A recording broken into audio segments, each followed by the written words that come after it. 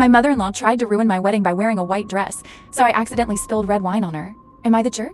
I wish I could say this was an accident. But even now, I'm not sure if it really was. So, this happened on my wedding day, and it all started weeks before that. My mother-in-law, Linda, never liked me.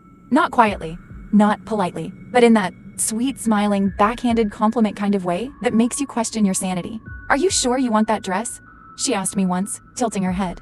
It's just very simple. I imagined something more elegant for my son's bride. I laughed it off. I always did.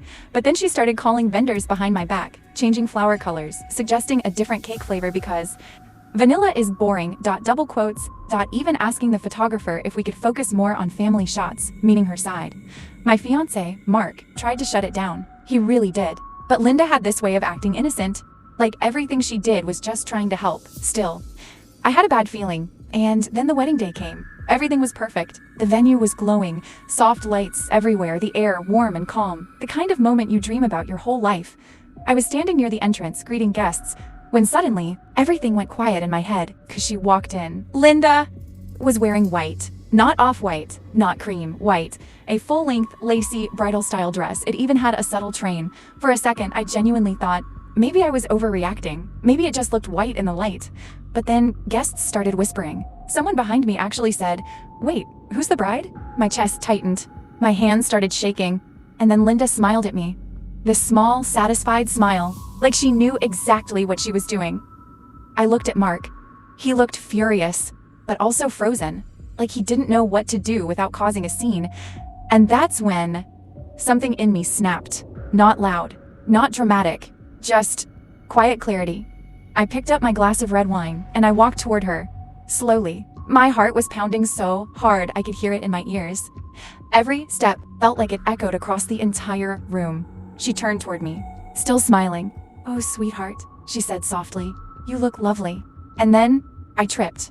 At least, that's what it looked like.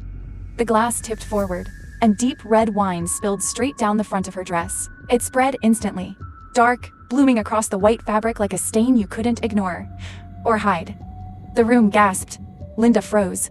For a second, nobody moved, and then she looked down, and her face changed. That sweet smile disappeared completely. "What did you just do?" she whispered. I covered my mouth, wide-eyed. "Oh my God, I'm so sorry, I didn't see." But inside? Inside, I felt calm.